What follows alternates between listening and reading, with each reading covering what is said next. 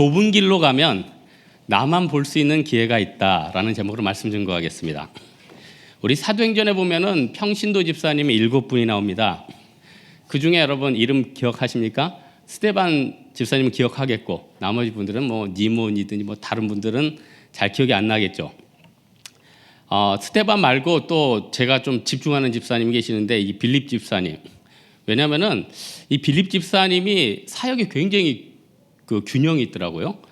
물론 스데반 집사님 같이 이렇게 순간적으로 이렇게 집중적으로 사역하다 순교하시는 것도 중요하지만은 이렇게 빌립 집사님처럼 오래 살면서 이것저것 긴 사역, 균형 있는 사역하는 것도 중요하다고 봅니다.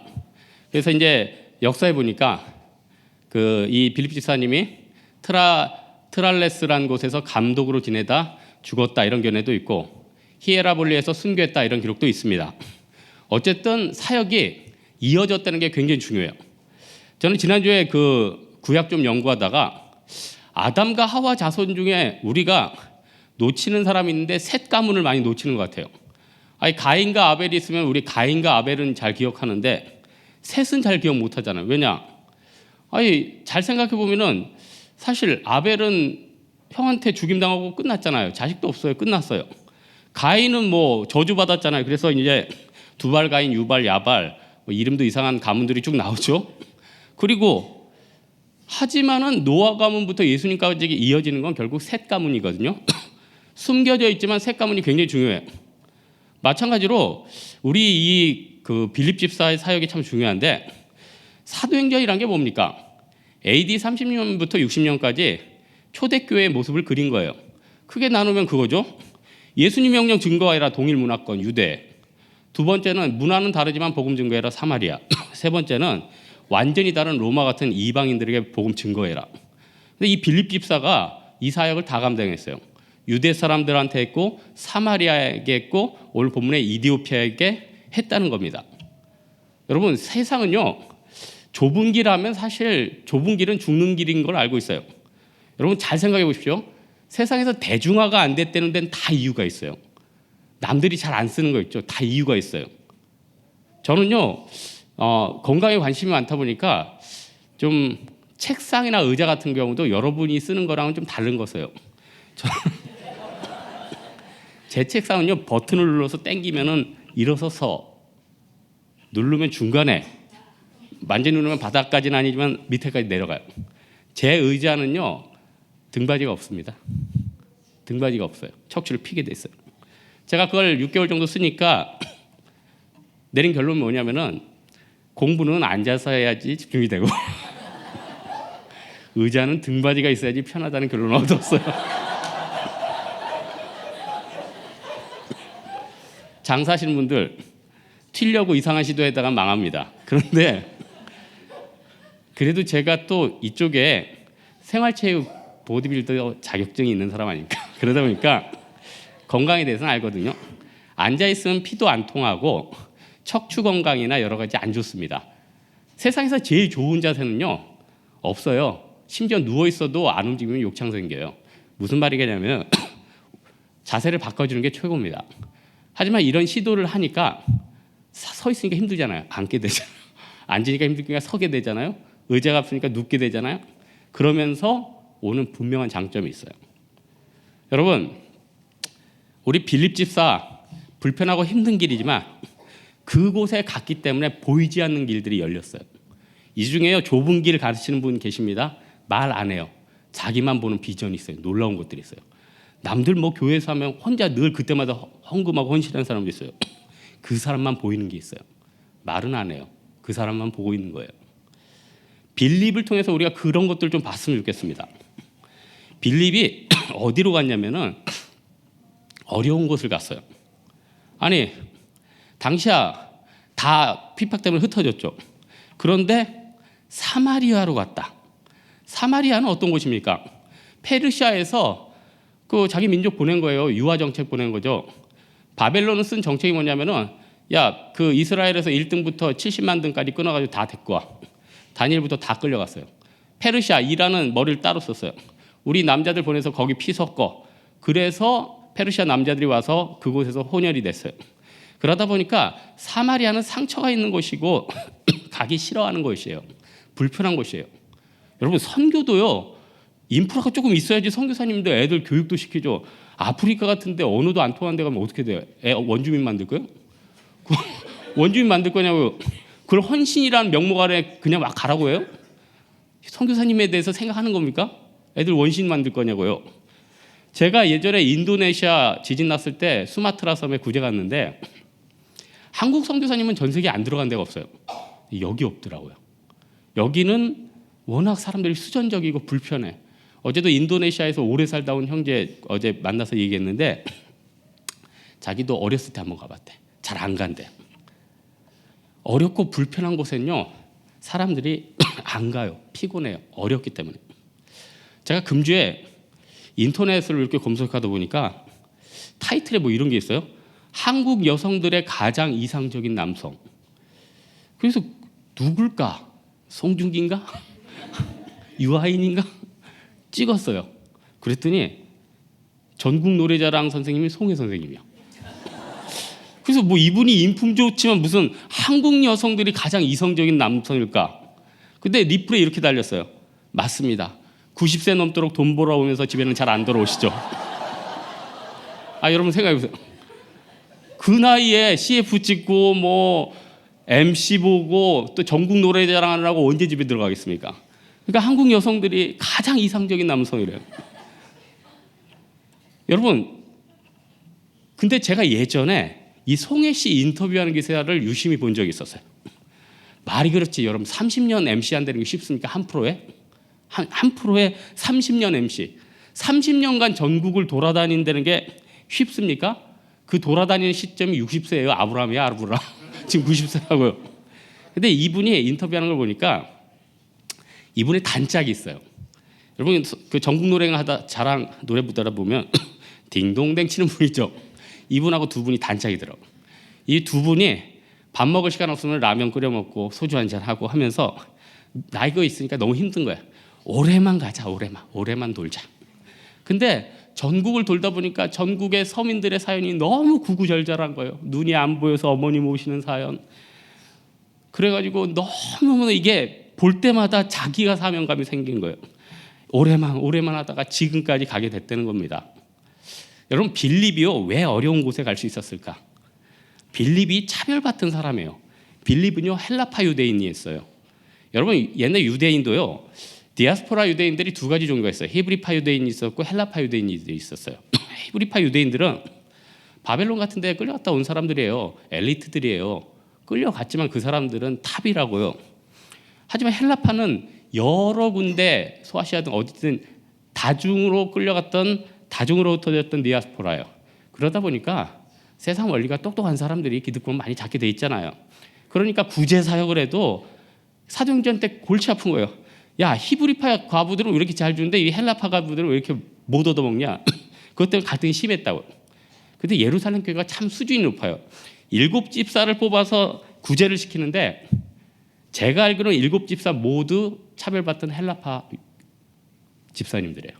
스데반, 빌립 집사. 참 교회가 성숙되죠. 그런 사람이 사마리아에 갔으니까 동명상련의 마음이 있었다는 겁니다. 그러니까 어떤 역사가 일어납니까? 아픔 있는 사람 가니까 안진병이 일어나잖아요. 표적 있는 사람, 귀신이 떠나가잖아요.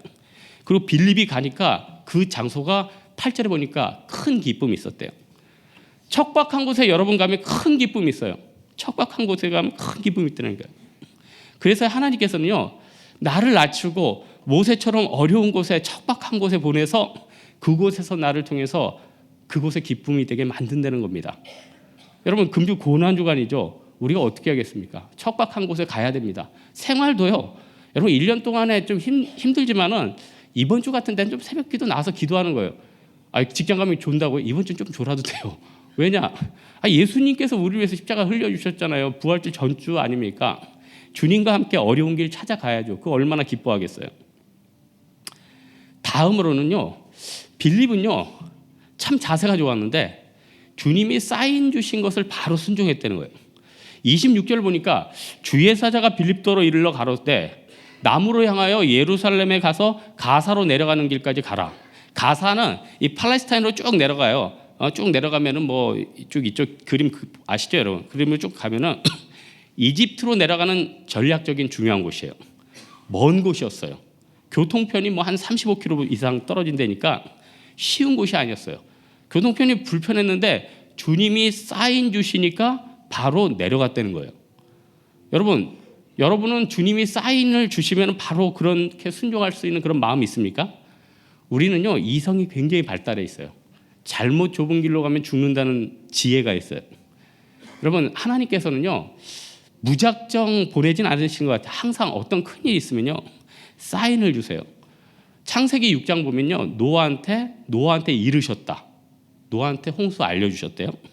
그 다음에 보면은 소돔과 고모라 멸망할 때 하나님이 아브라함에게 알려주셨대요. 그러니까 여러분 보십시오.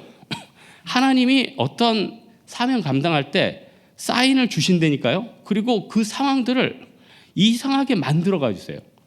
저는 그 네팔 선교 이번 주에 다녀왔는데, 저는 원래 사실 네팔 선교보다는 중국 쪽에 관심 많아요. 대만 선교 오래 했잖아요. 20년 했잖아요. 그러다 보니까 중국 한 번 더 가보고 싶고 대만 한 번 더 가고 싶은 게 그 제 마음이거든요.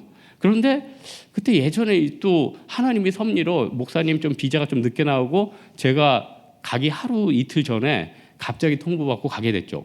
갔더니 너무 좋은 거예요. 언어보다 더 중요한 진짜 영혼들을 만나고 또 불편한, 그리고 저는 그 포카라 갔을 때 그 프로펠러 비행기를 탔는데 굉장히 놀랐어요. 왜냐면은 오른쪽에 제가 창가에 앉는데 그 날개 옆에 그 볼트가 막 풀리고 있더라고요. 그래서 여러분 지난달에 그 비행기 떨어진 거 아시죠? 그게 어떤 비행기인지 여러분 한번 타보시면은 알아요. 그게 참 기도가 많이 필요한 비행기고 생각보다 굉장히 위험한 비행기입니다. 그래서 놀라가지고 옆에 있는 형제한테 저 볼트가 지금 프로펠러에서 돌아가는데 저 어떻게 되냐 그랬더니 작년부터 놀았대요. 그거 계속 돌아요. 계속 풀리고 있어요. 그때마다 조여주는 거예요. 무슨 얘기인지 알죠? 여러분, 그런데 그곳에 하나님의 영광이 있더라고요. 하나님의 영광이 있더라고요. 여러분, 사도 바울이 소아시아에서 전도하려고 그랬는데 마게도냐의 환상이 있었죠. 네? 마게도냐 환상 보고 바로 건너갔어요. 그때부터 역사적인 신약에 있는 교회가 다 세워지는 거예요. 빌립보, 데살로니아, 베레아, 아덴, 고린도. 그 환상은요, 영광스러운 환상이었어요. 저 영어 입시 출제하신 분 만나봤는데 어느 날 나라에서 전화가 오더래요. 당신 입시위원으로 선출됐는데 예스와 노 한 가지만 해라. 할 거냐 말 거냐. 그런데 그 영광스러운 거 아니에요. 하겠습니다. 다 챙겨갔어요. 2달 동안 뭐 일체 가족에 연락도 안 하고 사명 가지고 입시 문제 만들었는데 그 문제 나올 때 그렇게 좋더래요. 그렇게 영광스럽대요. 내가 역사의 한 부분을 썼구나. 힘들지만 그게 영광스러운 거거든요. 여러분, 빌립이요 즉각 순종하니까 귀신들이 떠나가고 노아도 즉각 순종하니까 노아를 통해서 길이 열리지 않습니까? 여러분, 하나님께서 가끔 야, 김 집사 너 이번에 좀 헌금 좀 해라. 김 집사 너 다음 달에 네팔 좀 가라. 너 다음 달에 대만 좀 가라. 국내 선교 좀 가라. 아유, 하나님 저 월차 내면 한 번 월차 내는 게 그 비용이 얼마인데요. 다른 사람하고 틀려요. 저는 몸값이 높은 사람이에요. 그때 하나님 그래요. 향유를 깨버려라. 향유를 깨버려라. 저는 예전에 참존 회장님 간증 듣고 참 재밌고 은혜를 많이 받았어요. 뭐 여러분 잘 알다시피 참존 화장품 회장님 그 재밌지 않습니까? 근데 그분이 이런 얘기를 해요. 자기가 뭐 회장님 정도 되면은 뭐 배울 거 배우고 알 거 알고 정보가 얼마나 많이 돌겠습니까? 앞뒤 판단 정확하거든요. 일반 사람하고 기업을 운영한 사람하고는 여러분 작은 액수부터 큰 액수까지 앞뒤가 쫙쫙 맞는 그 나름대로의 그 노하우가 있겠죠. 어느 날 회장실에 앉아 있는데 수금한 돈인지 2,700만 원을 누가 딱 가져왔어요. 수금한 거겠죠. 그래서 자기 돈이니까 그 쇼핑백에다 해서 밑에다가 이제 넣어놨대요. 근데 갑자기 한 1시간 정도 있다 보니까 갑자기 누가 들이닥쳤는데 그동안 잘 오지 않았던 고향교회 성도들하고 목사님이 찾아온 것이에요. 그래서 취지는 뭐냐면 교회가 요즘 어려웠으니까 도와달라는 게 취지예요. 근데 아무리 회장님이지만 뭐 아무 때 찾아온다고 뭐 이렇게 뭐 뿌리듯이 나눠줄 수는 없잖아요. 나름대로 그것도 앞뒤 전후 관계가 있고 기도가 필요한 거 아니에요? 근데 그 교양교회 성도들에게 뭐가 그렇게 어렵냐 그랬더니 그런 얘기 하더래요. 지금 교회가 어려운데 딱 2,700만 원이 필요하대요. 회장님이요. 그냥 바로 꺼내서 줬대요. 숨이 탁 막히더래요. 여러분, 우리 성도들이요. 너무 신비적으로 신앙생활하는 것도 문제지만 하나님의 부르심에 너무 무감각하고 무반응하는 거, 이거 더 문제예요. 왜 이렇게 하나님이 이렇게 무감각하고 이렇게 거기에 대해서는 반응 안 하는 것입니까? 여러분, 우리가 평생 싸워야 될 게 뭐냐면은 사실 사사기의 삼손도 그러고 평생 블레셋과 싸운 거 아니에요. 다윗이 평생 사울하고 싸운 게 아니에요. 평생 자기 자아와 싸운 거예요. 평생 자기 고집하고 싸운 거예요. 하지만 하나님의 사인 보냈을 때, 움직였을 때 그곳이 아둘람이 되고 그곳이 악을 골짝 빈들이라도 그곳이 영광스러운 장소로 변하게 된다는 것입니다. 그렇다면 마지막으로 빌립 집사에게 하나님이 제일 어려운 것들을 하나 보냈어요. 이게 쉬울 것 같지만 제일 어려운 부탁을 하셨어요. 같이 있기 힘든 이디오피아 내시에게 가서 복음 증거하라고 했어요. 일단 빌립이 왜 에디오피아 내시에게 가서 복음 증거하는 게 힘드냐면은 당신은요 유대인에게 복음 증거하게 돼 있지 이방인들에게 복음 증거하게 돼 있지 않았어요. 오죽했으면 사도 베드로가 하나님이 환상 중에 사정에 십정했죠. 고넬료에게 가서 복음 증거해라. 내가 그 거룩한 것을 깨끗한 것을 먹지 않겠습니다. 베드로까지 거절했어요. 그러니까 하나님이 10장 15절에 내가 하나님께서 깨끗하게 하신 것을 속되지 하지 말라. 하나님께서 사인을 주지 않아요? 그때 가서 복음 증거하고 세례 베풀잖아요. 그런데 사도행전 10장에 베드로의 일이 일어나기 이전이며 사도행전 15장에 예루살렘 공회에서 이방인들에게 복음 증거하는 것이 확정하기 전에 평신도 집사님이 자기가 그 위험을 다 감당하고 복음 증거해요? 쉽지 않은 겁니다. 무슨 말인지 알겠죠? 지도자를 따라가는 것도 어려운데 내가 그 앞서서 그 헌신을 해요? 거기까지 가사 광역까지 얼마나 멀고 힘든데 부담스러운 거예요. 어려운 거예요. 또 여러분 다른 고난이 있는 상황은 좀 감당해도 또 부담스러운 사람한테 가서 한다는 거. 여러분 생각해 보세요. 모세가 바로한테 가서 바로 만나는 게 편하겠습니까? 편하겠냐고요. 잘못하면 날아가는데요. 담대하다고요. 여러분 직장 상사한테 이번 주 휴가 내서 선교 가겠다 부딪히고 싶습니까? 말하기도 싫죠. 어려워요. 여러분 우리 성도들이 참 힘든 게 직장이든 교회든 그래요. 그냥 보기 싫은 사람이 힘든 거예요. 쓸데없이 핍박하는 사람이 힘든 거예요. 또 말이 안 통하는 사람들이 힘든 거예요. 그런데 우리 주님께서는 반드시 그런 과정을 거치게 한다는 겁니다. 대표적인 게 야곱 아니에요? 교활한 라반과 14년 20년 있었다. 친척인데 품삯 10번 바꿨다면 그 인간 말종입니다. 친척인데요 품삯을 10번 바꿔가지고 머리 썼다는 거는 나를 밟아가지고 완전 피까지 다 뽑아먹겠다는 거예요. 너무 잔인한 말입니까?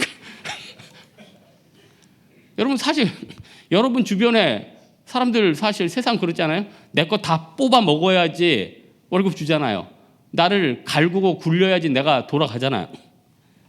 그런데 우리 하나님께서는 평생 그 사람 밑에서 일하라고 하지 않아요. 어느 정도 내가 참고 견디면은 야곱처럼 출애굽시켜 주십니다. 예? 여러분이 극복하게 된 다음에는 빠져나오게 된다는 거예요. 그런데 그 기간, 밥이 돼가는 기간은 견디라는 거예요. 우리나라 최고 선교사님 언더우드 선교사님 원래 인도 선교 꿈이셨죠. 근데 프린스턴 신학교 교수님이 1200만 원이나 되는 곳에 복음이 모르는데 여기 누가 좀 가야 되겠는데 이 얘기에 하나님께서 네가 직접 가렴 이 말에 왔다는 거예요. 그리고 나서 얼마나 많은 일을 했습니까? 언더우드가 세운 그 세문안교회, 예전에 제가 세문안교회 강의 있어서 한번 갔는데 어마어마해요. 세상에 종로 그 중심에 그 한 블록, 두 블록, 세 블록 어마어마하죠. 또 연세대학 통해서 얼마나 많은 학생들 양육하고 또 교육 사업, 또 더 좋은 것은 우리 장로교 뿌리내리게 도와줬잖아요. 균형적인 신학. 미국도 우리 장로교가 이렇게 뿌리내리지 못했어요. 미국은 침례교가 다 뿌리내렸어요. 얼마나 큰 사역했습니까? 만약에 빌립이 이디오피아 내시가 부담스러워서 복음 안 증거했으면은 이디오피아 내시가 나중에 그 아프리카 선교의 큰 역할을 감당하잖아요. 이디오피아 내시를 한국의 문익점과 비교하는 사람도 있어요. 문익점이 그 붓뚜껑에다가 씨를 넣어서 목화가 퍼지게 됐잖아요. 그러니까 얼마나 큰 역할을 하는 거예요. 이 빌립의 마지막 사역이자 성령의 역사라는 거예요. 여러분, 하나님 앞에 헌신하면은 이런 놀라운 역사를 주시고 그 견디는 시간을 통해서 내 인격이 다져지고요. 이미 완성된 다음에 거기서 죽으라고 하지 않고 하나님 또 나를 출애굽시켜 주십니다. 얼마나 기뻐요. 오늘 본문 밑에 보면은 참 특이한 구절이 하나 있어요. 8장 39절에 보니까 둘이 물에서 올라올 때 주의 영이 빌립을 이끌어낸지라 내시는 기쁘게 길을 가므로 그를 다시 못하니라. 여기 상당히 보수적인 주석에도 빌립이 성령의 역사로 시공간에 옮겨짐이 있었대요.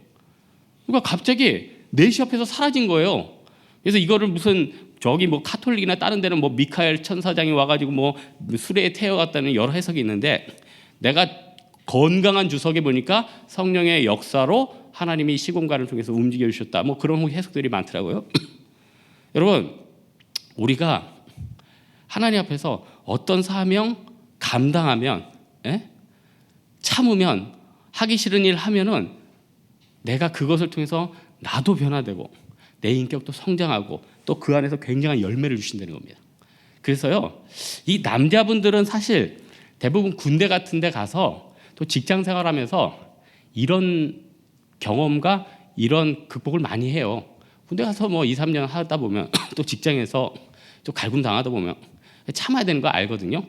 근데 이제 자매분들 같은 경우는 학창 시절부터 좀 맞는 사람들하고 지내고 특별히 이렇게 사회 경험이 많지 않은 분들은 좀 이런 경험이 부족할 수가 있어요. 그러면요, 오히려 그런 것들을 내가 견디는 훈련을 하는 거예요. 그걸 교회에서 훈련을 하고 또 이웃에서 훈련을 하고, 그러다 보면요, 내가 절차 탁마가 된다는 것입니다. 여러분, 하나님 앞에서요, 어려운 일, 만나기 싫은 사람, 진짜 좁은 길 가다 보면요, 하나님이 다 주셔요. 능력도 주시고 물질도 주시고 소망도 주시고. 여러분, 노아의 방주, 노아가 120년 동안 지었는데 그런 생각 안 했어요? 120년 동안 뭐 먹고 살았을까?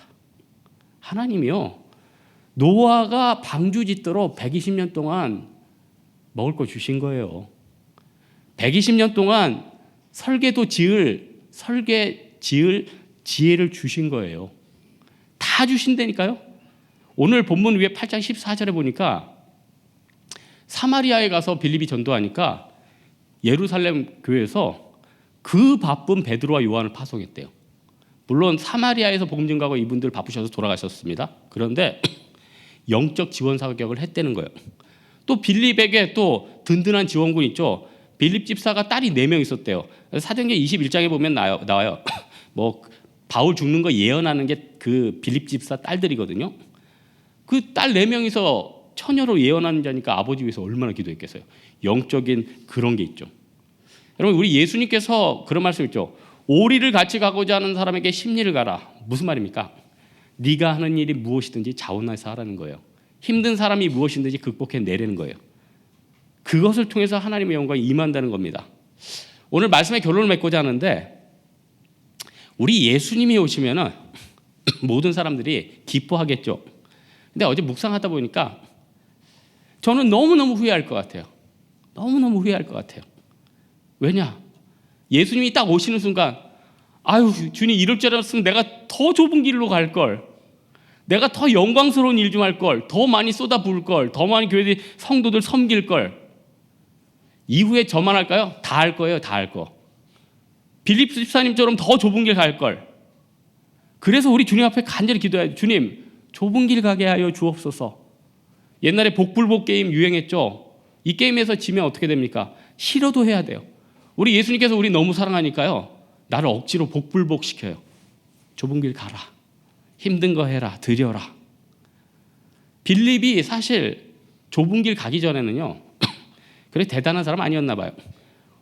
오죽했으면은 사도 바울하고 25년이 지나서 만나는데 그 전에 거의 원수 관계에서 헤어졌대요. 그러니까 별로 안 좋았던 사람이에요. 그런데 나중에는요, 사도 바울이 로마로 이송되기 직전에, 잡히기 직전에 머문 곳이 빌립 집사 집이에요. 회복된 거죠. 빌립 참 하나님 앞에 예전에는 큰 사람이 아니었는데 나중에 좋은 사람이 됐다는 거예요. 물론 사도행전의 역사 가운데 더 큰 사역들이 많았어요.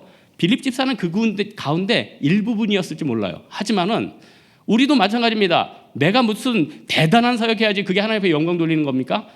우리 홍대세 교회 사역, 한국 교회 사역 가운데 작은 이 한 부분 감당함으로 말미암아서 빌립 집사처럼 좁은 길 간다면은 그 예수님 앞에서 영광 아니에요? 이런 믿음 가지고 주님 앞에 나아가는 여러분 되기를 주님의 이름으로 축원합니다. 우리 일어나서 우리 함께 기도에 한번 찬양할까요?